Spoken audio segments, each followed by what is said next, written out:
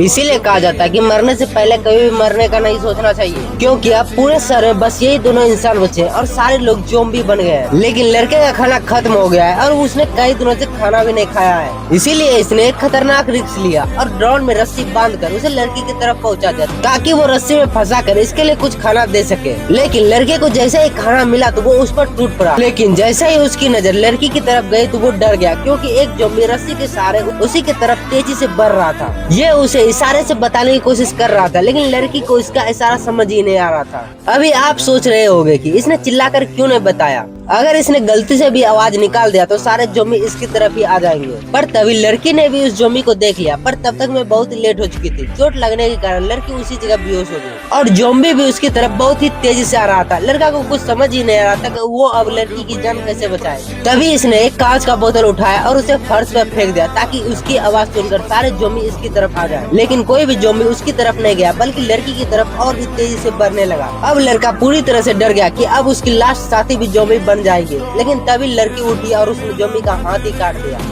अब आप भी फॉलो एंड सब्सक्राइब करें। Thanks for watching.